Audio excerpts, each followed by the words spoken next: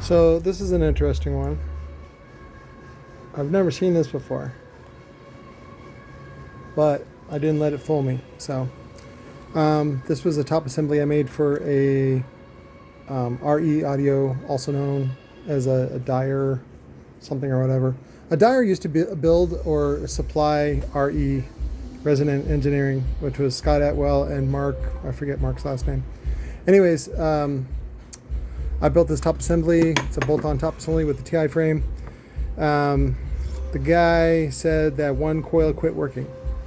I was like, I don't see any burns. Like, he's like, it's a defect. I'm like, well, okay.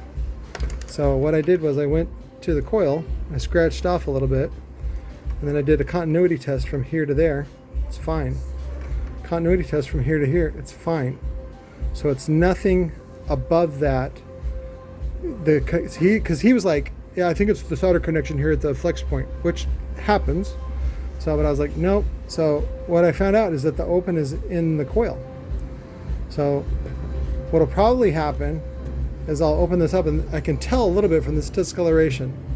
So I think it got a little hot on the inside, or somebody just pushed it a little too hard, and that's what the problem was. So, but I would love to know what you guys think about, is that a defect or not, right?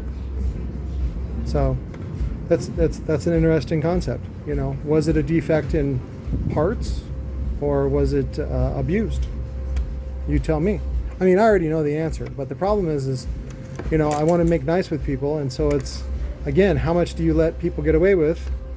And, you know, was there a margin built in to account for that?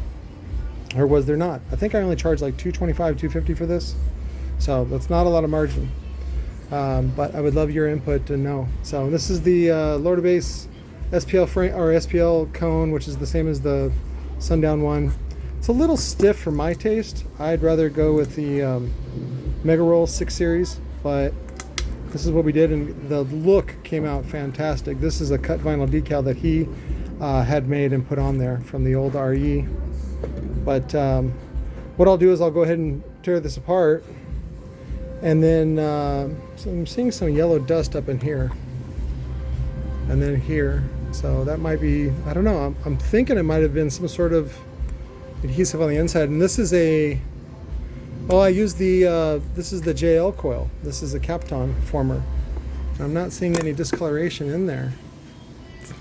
Maybe it is, this is a PE coil, but it may be defective. I'm going to go ahead and pull it apart and see where there's a open at. So there's an open somewhere below the coil, below the termination point.